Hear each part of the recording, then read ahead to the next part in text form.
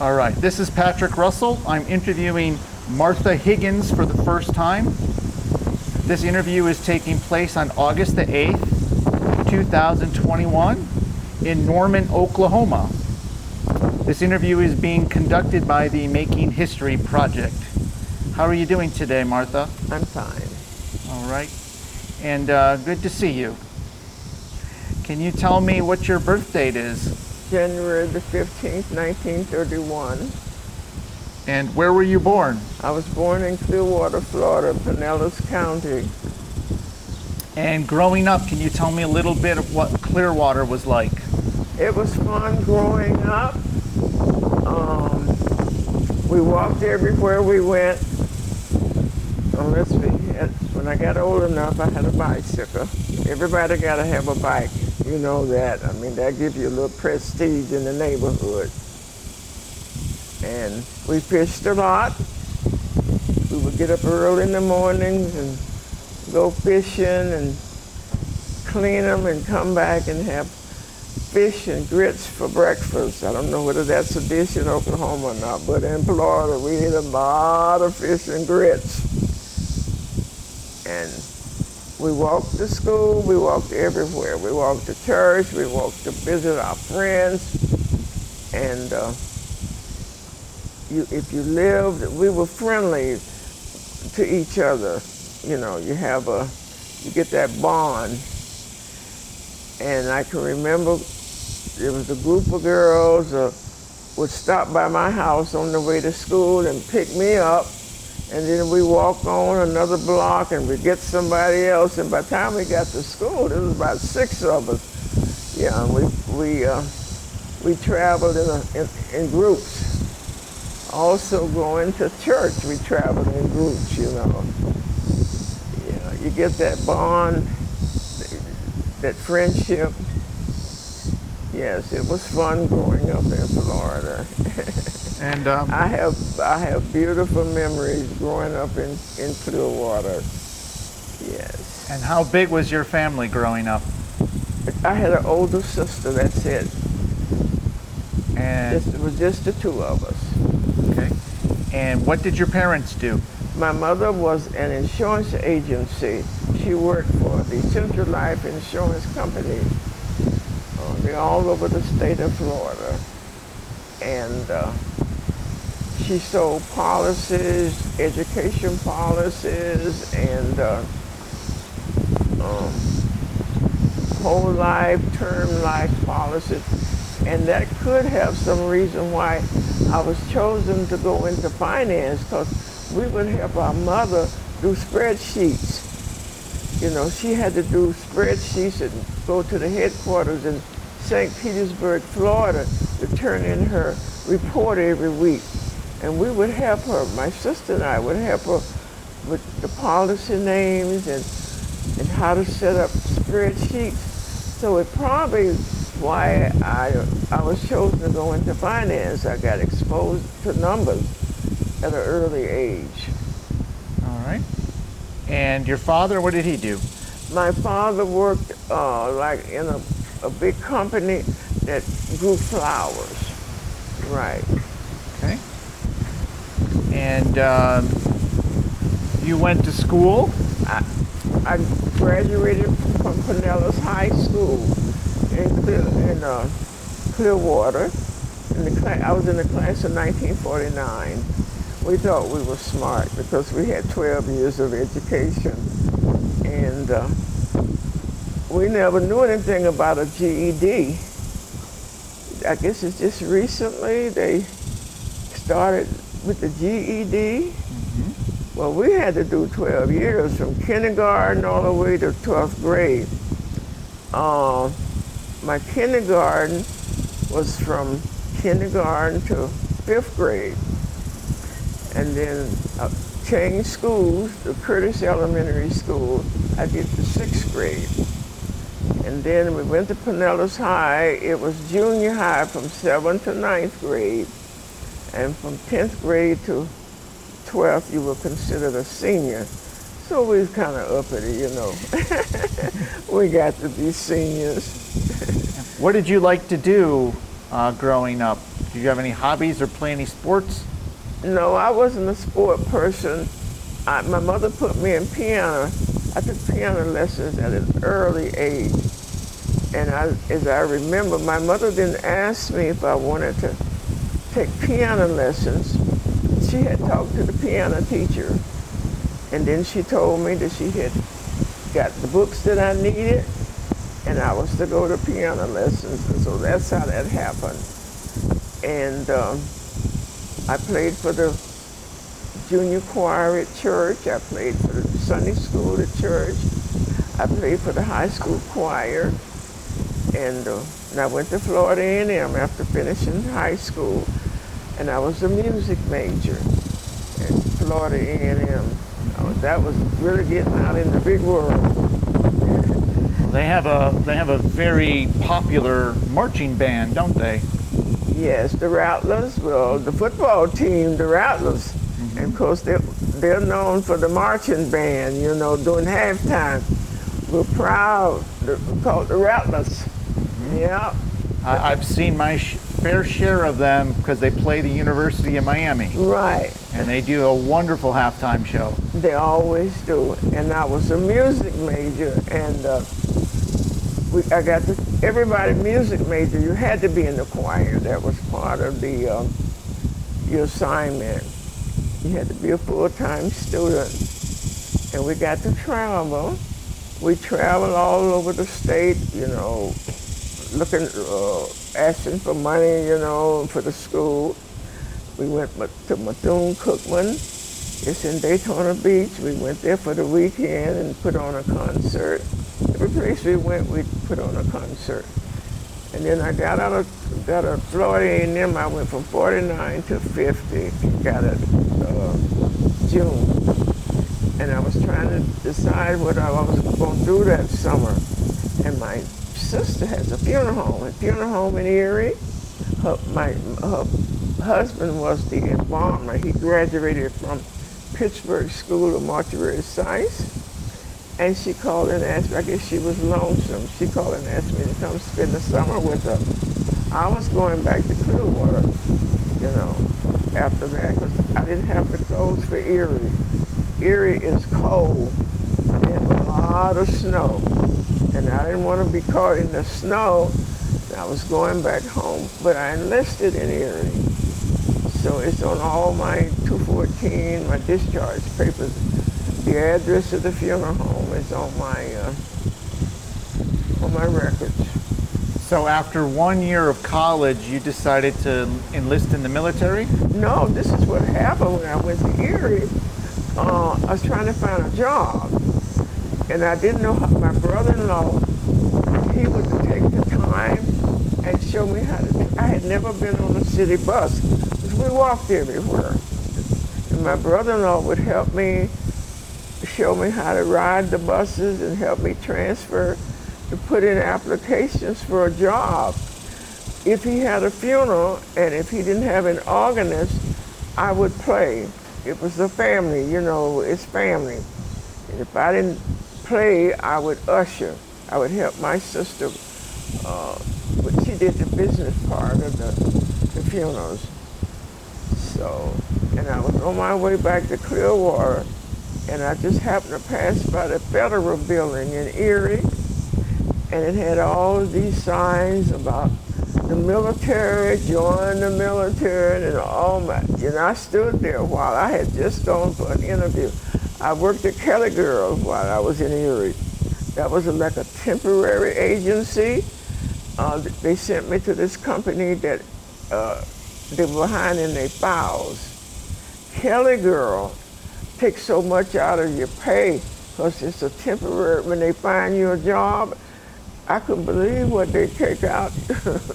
When you get your check, I didn't particularly care to work for Kelly Girl because they take out a fee if they find you a job. And so I happened to walk by the Federal Building in Erie and all these signs and flags, and I walked in. And so the recruiting sergeant, he said, "Can I help you?" I told him, "Tell me something about the military." And I said, "Look interesting to me with the education and the travel." So he made it sound like paradise. Oh my goodness. Oh, he just went on, and I just sat there. I couldn't believe it. All the travel, the education. He just went on and on and on. And I told him, it sounds so interesting. I told him, I said, sign me up. And he said, well, first you gotta take a physical. He went step by step. He said, you gotta take a physical. You've got to take a written test, and you got to get through basic before you can get all these benefits. He said, you still want to sign? I said, sign me up. I was so excited. Now, had you already graduated college? No, I had just finished high school, went to Florida A&M. Okay. Yeah, and he signed me up. He said, you got to take a written test. So I said, okay. So I passed the test. It's like a SAT test. And it's long because you have to, you have an intermission. That's how long that test was. And they just call you and let you know whether you passed or not. So he called maybe about 2 or 3 days later and told me that I had passed the test. And the way they grade you, excellent, very good, good, fair, and of course it's poor, you have to take it over. I don't know how long you have to take it over, they wait, but I passed. And he said, now you gotta get a physical. I said, okay, so they scheduled me for a physical. I passed my physical. And the next thing I knew, my sister was crying, It was sad, and yet I didn't know what had happened to me. He carried me so fast. And of course I had to raise my right hand. They scheduled me to take my oath. I had to go down and take the oath. And my sister and my brother-in-law and some of their friends, they were down there. I had to raise my right hand. And they gave me a meal book. And they knew exactly how many meals it would take me to get to San Antonio. And they gave me my ticket, and I went train, and I had never been on a train. It was just amazing to me. They gave me a roomette. I went private. I had a roomette, and it was like a lazy boy chair. And the porter would come through at night and stretch it out and make it up for me. And then in the morning, she would strip it and clean it, and I could look out the window. I had room service. The waiter would come in and look at I give him my book, and I wrote my mother, and I called all my friends. I said, wow, I never had room service. I was so excited. I was queen for a day. Somebody making my bed. Oh, it was so exciting. And I we made it to San Antonio, and there was a sergeant there to meet me. He had all my papers and picture and everything. They knew who I was. They have a way of communicating. And he took me to the women's quarters, for basic. And he took me to basic, and I was assigned an area. And the CQ told me, she said, well, we'll help you send your civilian clothes home. You won't need these anymore. You're going to have to put on uniforms and all. And in basic training, you form a sisterhood because you need each other. You cannot get through basic training by yourself because the sergeants, they were friendly, but yet they weren't friendly. It just seems like they thought, well, so you leave, there's others coming. That's the way we felt, the way they was thinking about us. And we had roll call at 0500. You weren't getting in line at 0500. You were in line. You were disciplined. And if you had to go to the CO, what they had to do, our first sergeants, they had to put a progress report on all of us. And if you had to go to the CO, There was a certain area that you weren't quite up to their standard. You wouldn't make a good soldier. And the girls that had to go, I never had to go to the SEAL. I figured it out. It was like a mental thing. You know, when I got to basic training, it didn't take me long, about 5 minutes to realize who was in charge. That was the funniest thing about it. And you did it their way. There was no question about it. And the girls who wanted to do it their way, they were gone. They sent them home. We had roll call, and it was a new girl on your right or a new girl on your left. They wouldn't make good soldiers. They had a way of weeding them out. And you always was wondering if you were gonna be next. You know, they kept you on your toes. Yeah, but it was fun also. We had recreation time. We had shopping time and go to the PX. Because lights were out at 0900, we had bed check. We had inspection every morning. When you go to basic, they show you how to do things. We had a foot locker. They show you how to fold your foot locker because you had nothing but military clothes. They show you how to fold, how to roll. They show you how to hang up your blouses and your skirts. You had to do it their way. And they show you how to make your bed. They only do it maybe about 3 times. They'll show you.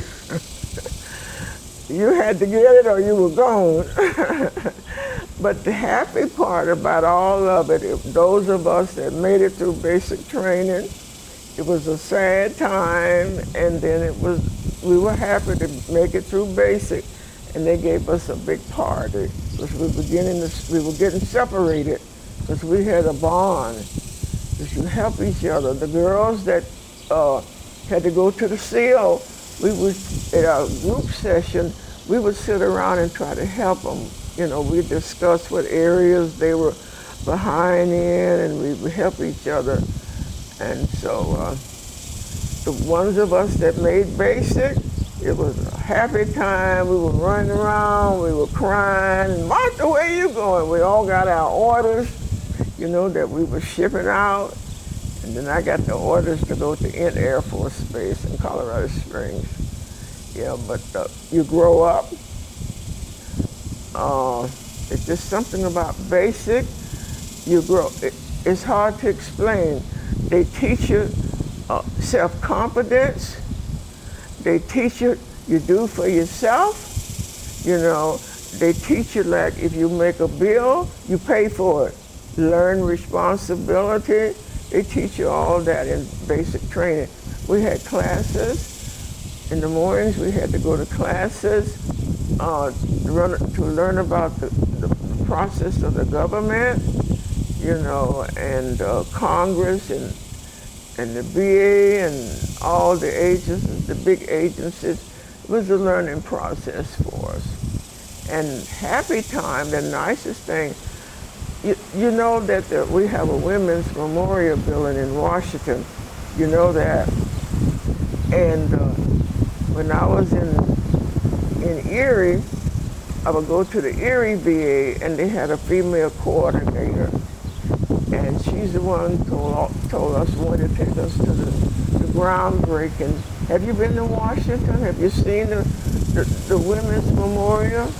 Oh, it's just before you get to Arlington National Cemetery. It's beautiful. You gotta go. And we were there for groundbreaking. And then we were there for dedication. And of course, COVID, I think it closed down a while, but it's open now. So if you go to Washington and you go in the computer room and you push in Higgins, you'll see my name and my picture and the years that I served and the rank that I was in. It's a beautiful building, a lot of walking. We're very proud of that building. Yeah, and then when I went on the honor flight took us to the Arlington National Cemetery. And we got to see the changing of the guards. Have you seen it? Unbelievable. those men, they don't look, they have a job to do, and when it was changing, it's something, isn't it? You know, something to see. Those who can afford to go, they should always try to get there.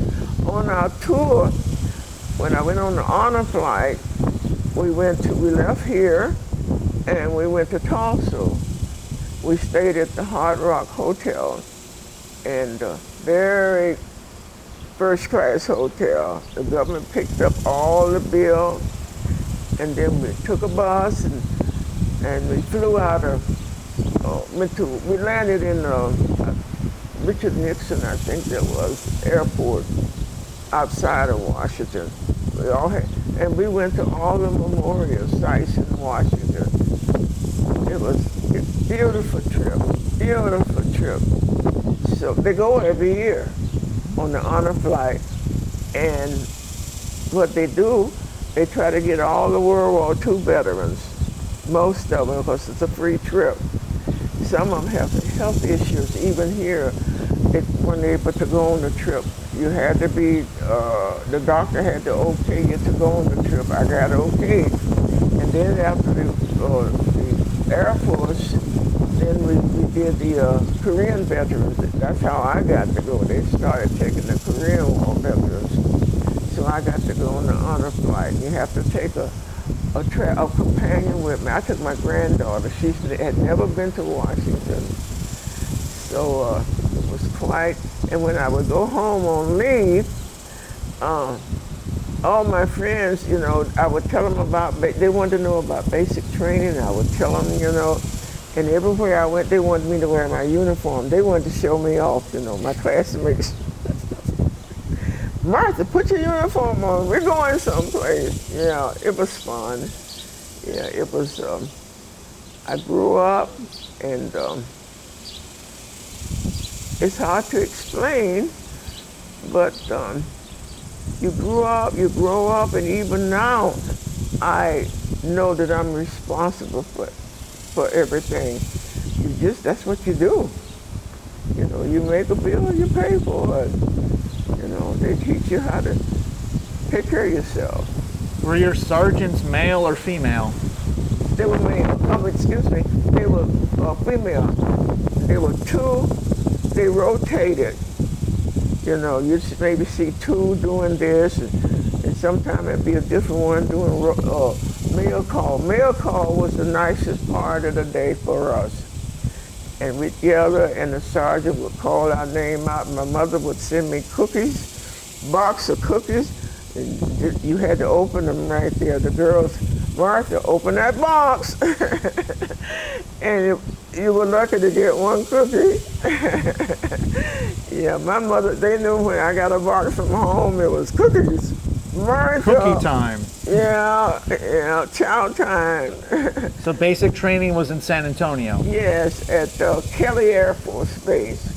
And you joined? I joined the Air Force, though, right? Well, at the recruiting station in Erie, I could have gone into any branch, because he showed me the uniforms of all the branches, the Army, the Navy, the Coast Guard, the Air Force, and the Marines.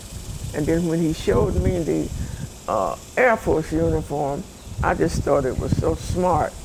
And so that's why I chose the Air Force. I like the uniforms, but I was trying to decide about the Navy. You know, I kind of like the Navy uniforms too, you know. And the receptionist that works here, she's off on the weekends, she was in the Navy. Yeah, Jamie, she's a Navy vet. And the uniforms are real, you know, they're smart, and they're always real white. And I always wondered how they keep their uniforms so white. They go through a process, keep them white like that. But I choose the Air Force. Yeah. And so basic training, did it involve a lot of physical training too? We marched everywhere we went. We had to go to classes in the mornings. After breakfast, they give you time to go back to your room, to tidy up, to get ready for inspection. You had inspection every morning. You had to stand by your area, and the sergeant and our CQ, our CO, is the one who did the inspections. And if you got written up, that's when you had to go to the CO, and she would discuss with you, I guess, the areas that you were not quite up to their standards. Yeah, you wouldn't make a good soldier. You had to follow it.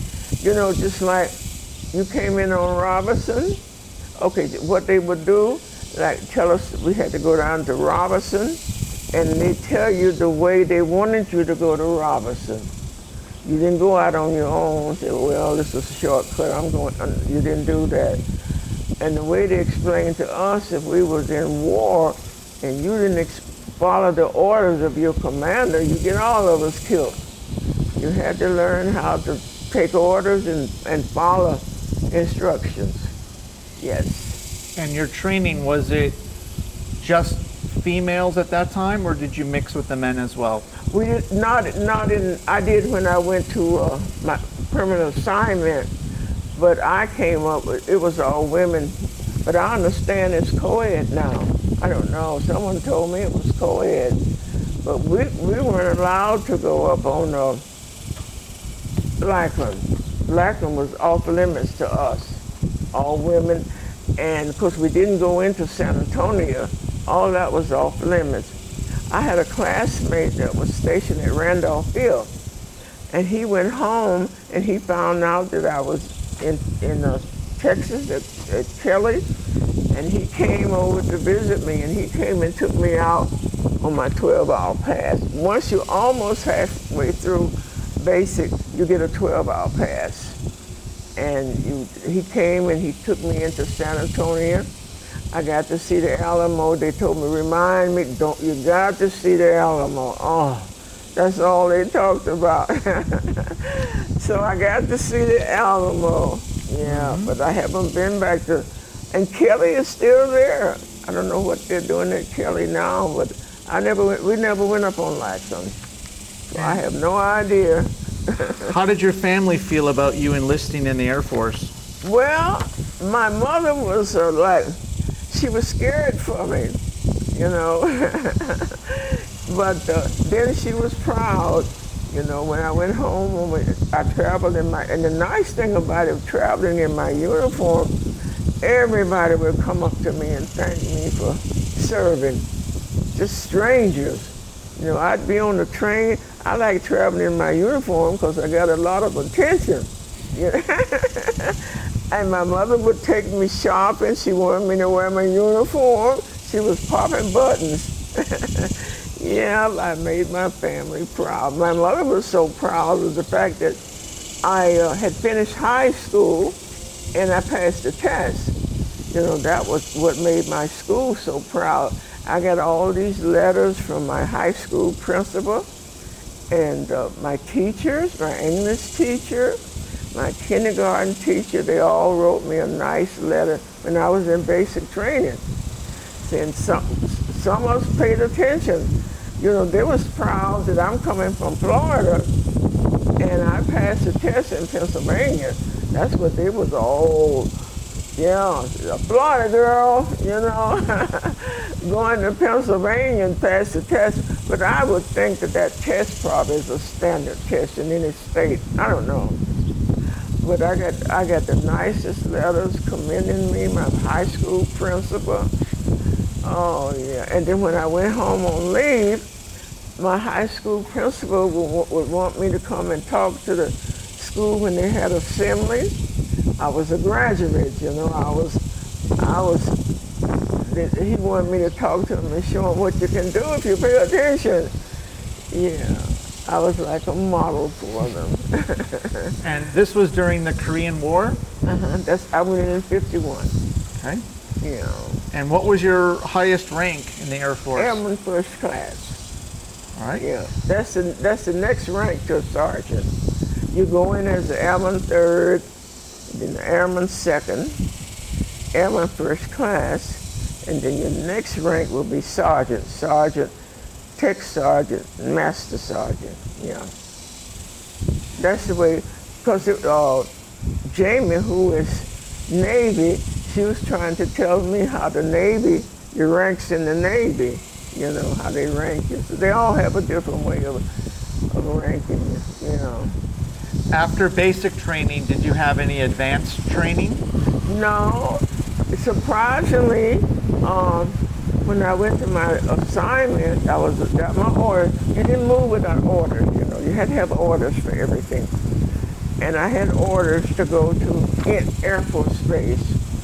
And I got in at night, and there's always a CQ on duty. That's charge of quarters. There's always a CQ on duty. And the CQ assigned me my area, and then she came to me and she said, you know, you're supposed to report to finance and accounting at 0800 tomorrow morning. So I said, okay, I got myself dressed. You had to be on time for everything. So I knew how long it would take me to get dressed and eat breakfast and be there at 0800, and that's where I stayed. I spent all my enlistment in finance and accounting. And it was so interesting to me, they knew the airmen, they knew I was in finance and accounting, and they'd see me on base or in PX or someplace, and they tipped their hat. It would be too funny. Howdy, ma'am.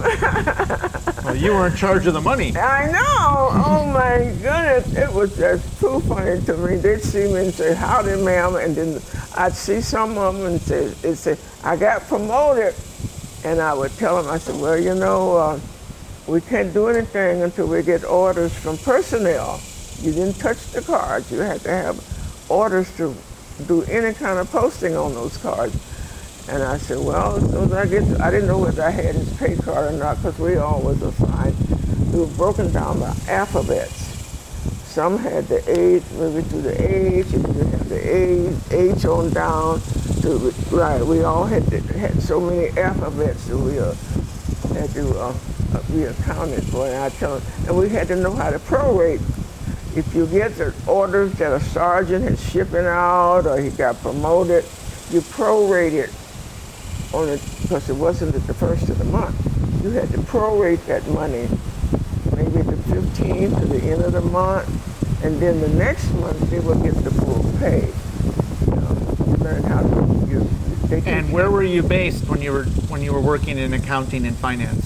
I was at Air Force Base, Right. under the 4600 Airbase Group. Yes, I got a lot of training, and I worked at the post office. I went at the employment office. They have a veteran representative, and I went to him. I told him I was, looking for a job, and he said, the post office is hiring. He said, I'm gonna send you to the post office. He said, we got an invoice, that the post office needed workers. So he gave me a card. It said, hire vet. And I took it to the post office, and I was interviewed, and I didn't know whether I had gotten a job or not. I sit there, and she talked to me in personnel, and when she got up, and she went to her files and got out a W-2, and I knew I had been hired. That's the only, I didn't want to ask her. I didn't want to sound so excited. And she brought out the W-2 and she said, sign this. I knew I had been hired. And then I had to go in training. They train you for a week. They have a training room at the post office. They train you. You have to be able to pick up mail. They had a box with a peg. And then they see how fast you can pick up those pegs and put them back. I did all that kind of training. I had to have special shoes. And that's why I found out. I worked in, I did a sorting by zip codes. And also when I would get caught up, I did the P.O. boxes. That's when I found out that the customers have keys to the P.O. boxes, but in the back they're open. And by my training that I had got in the military, I knew how to set that mail up, and they told me I had to go do P.O. boxes. And you set it up, and you know how to, speed was important to them. I knew how to put that mail in each one of those box slots, and I knew how to set up my tray from the training that I had received in the military, how we set up our payroll. So it helped. So, did you ever go overseas in the military? No, I went over as a dependent. My husband was assigned over there, and I had children. I had 2 sons, and my oldest son went to school in Turkey. They have, on the base in Turkey, they have an American school for American children. But you didn't go into town, into Adana with the Turkish children. They had American teachers over there. Yeah. I guess they liked working for the government. Yeah, they go over there and teach. Your husband was in the military? Pardon me? Yes, What did he serve with? He was in the Air Force also, and he worked in personnel. Did you meet him in the Air Force? Yes. You did, okay. I have 3 sons. My oldest son is a lieutenant colonel. He went to OCS, and he liked it so well. After he got his bachelor's degree, and he went to OCS, and he came out as a second lieutenant. He liked it for some reason. I guess it was steady money, and I told him as long as you behave, they'll keep you. And he went on to first lieutenant, and then he went on to captain, and he went on to major, and he came home, and I called my niece. I said, I have a major here in my house. There's a house guest. What do you feed a major? I told her, I said, when he was a baby, he ate Gerber baby food. I don't know what to feed a major. But he took us out. She said, oh, Aunt Martha, just put a roast in the oven. He'll eat it. I said, I don't know. And then he made colonel. And I sent him, they had to change into the guards. He was at Fort Belvoir, Virginia. And they had to change into the guards and all when he made colonel. And I sent him an attaché case with his initials on it. I sent him a nice pin set, And I told him, I said, wow, you're sitting behind the big desk now with your name on it. You got your own parking place. Yeah. What branch is he in? Army. I talked to him yesterday. Yeah, he's doing okay. He's still in the Army? He's out. He's retired now. He and his wife, they retired in Rio Rancho, New Mexico. That's where they are. She taught at the university. She has a PhD. She taught at the University of Virginia. She taught sociology.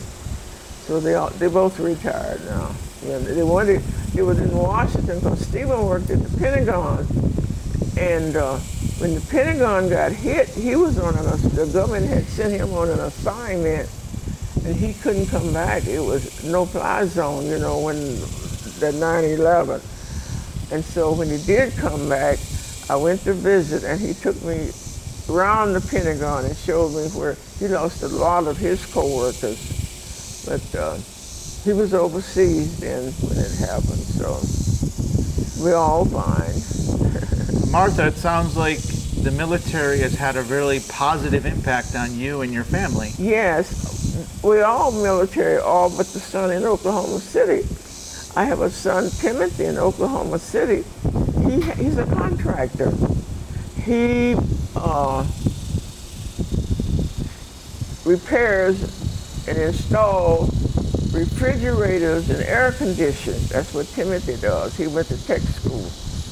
And everything that he bids on, if he gets the job, the state inspects it, So he's doing okay. He charges $69 service call. I said, wow. And I said, be honest, don't buy used things for your customers. I said, give them the top notch, and your business will be good. And so he's doing okay. He's got his own truck and everything. And he showed me, he was on a job, he got the bid for a job they built a prison guard at some place in Oklahoma. And he bidded on it, and he got the job to put in and install the heating and the air conditioning system. But he told me he has to wait till all the contractors do what they're supposed to do. And he's the last one. He's doing okay. Everybody seems to know what they're supposed to do and to take care of themselves. And my youngest son, David went in as an enlisted man in the Marines. And he did so well that he was a TI instructor at Paris Island. That's the Marine training. And then he did so well in leadership, they sent him to the officers training school. So David came out as a warrant officer. The only one that didn't go in the military is Timothy, the one who has the contracting business in Oklahoma City. He's doing okay. All right. Yeah, I talked to him yesterday because we're getting ready to go to Pennsylvania. And I'm flying.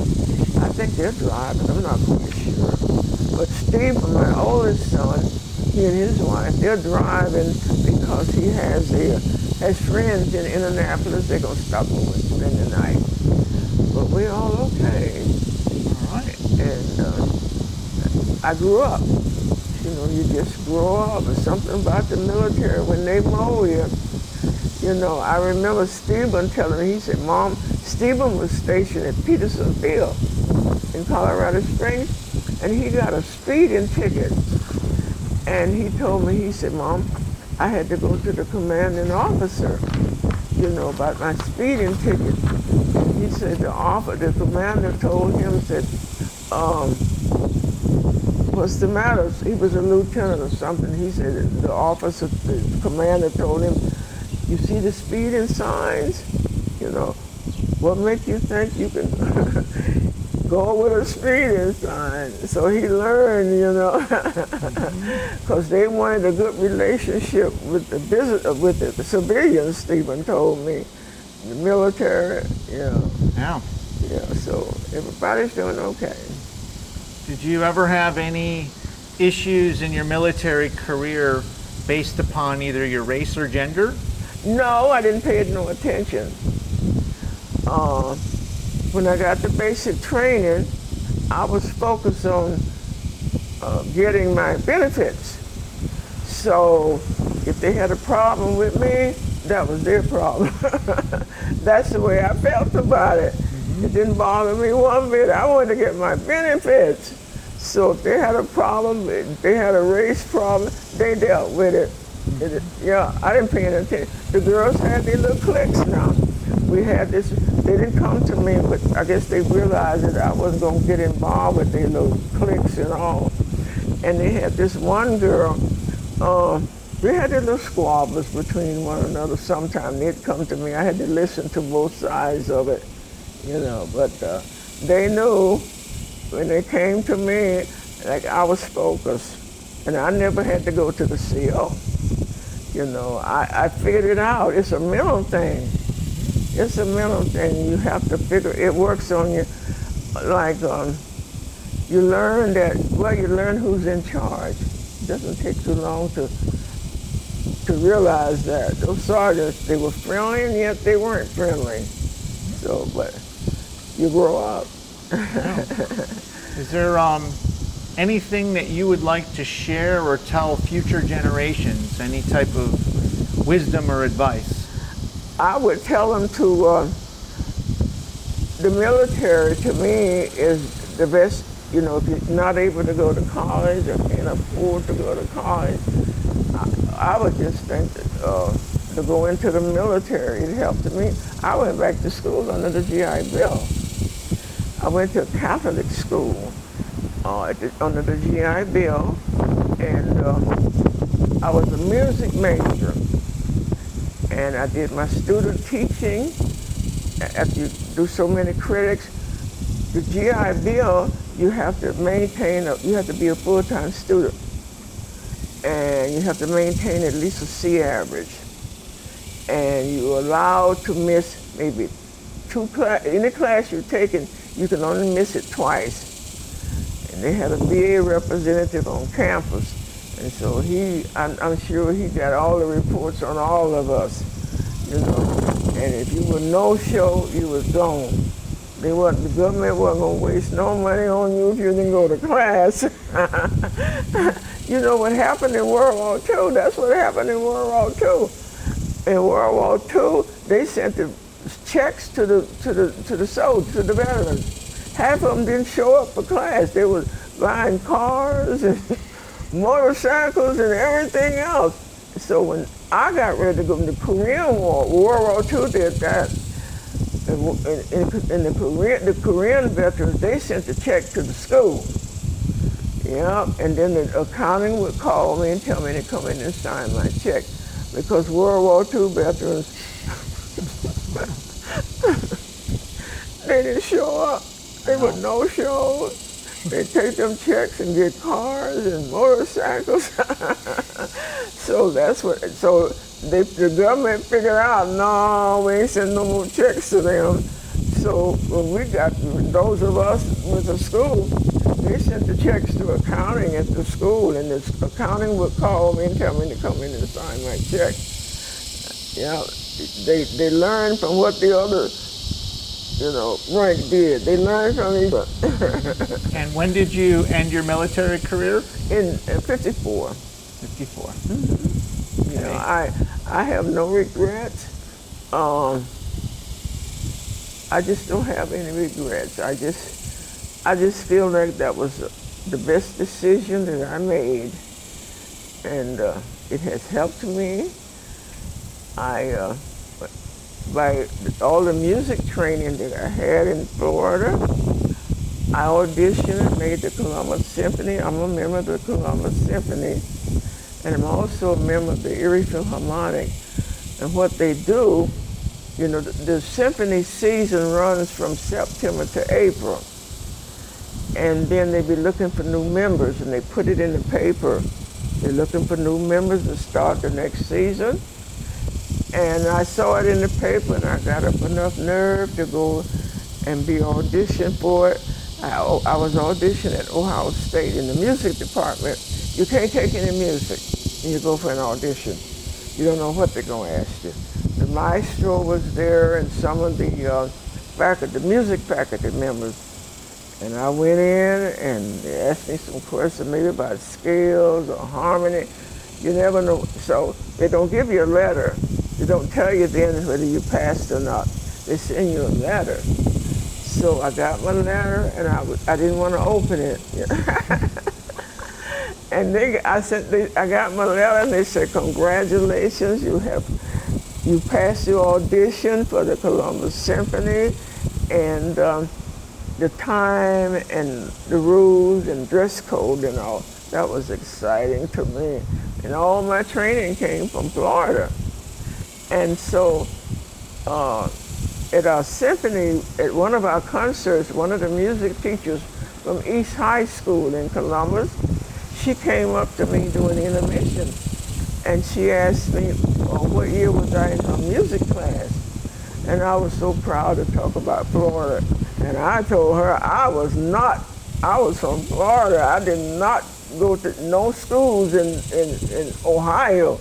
I felt so proud of what my teachers had done in Clearwater. And she thought I was one of her students. I said, no, ma'am. I was so proud to be from Florida, because the Eastern people, they have a tendency to think that you made it, they have a tendency to feel like you went to school in Pennsylvania or Ohio. I was so proud to be from Florida. And then when I went to Erie, the same thing happened. They had it in the paper, audition for the Erie Philharmonic, and I went, and I got accepted. So I write hymns. I have hymns on the website. Yeah. Nice. So I'm good. Mm-hmm. All my training came from Florida. Isn't that interesting? Yeah. All my music training, and my sister, she was in piano lessons too, but she didn't like it. But For some reason, I liked it. Maybe it was the way the teacher was, the way she was training us. So I had a lot of therapy, a lot of music theory and components and all. So it has carried me. I play for the chapel service here, but we are down now. They have chapel service here on Sunday morning, and I usually fill in. I don't mind. It keeps my skills up. Yes. I'm good. I've had a good life. I have, I don't have any, my health is good. I don't have any health issues. And I tell everybody in Florida, I say, I'm from Florida, we lived off the land. I couldn't be part of it because we ate fish all the time. We lived off the land, and my grandmother had a garden. And we wasn't chopping cabbage or greens. We were shelling peas or corn. We lived off the land, so that could be why I don't have any health issues. I'm not diabetic. I don't have to go to dialysis. So that's a plus for me. Yeah. Well, Martha, I want to thank you so much for sharing your story and taking the time. It was a pleasure. And I want to thank you for your military service as well. I guess I'm one of the ones that made it. Everybody didn't make it because, they sent girls home.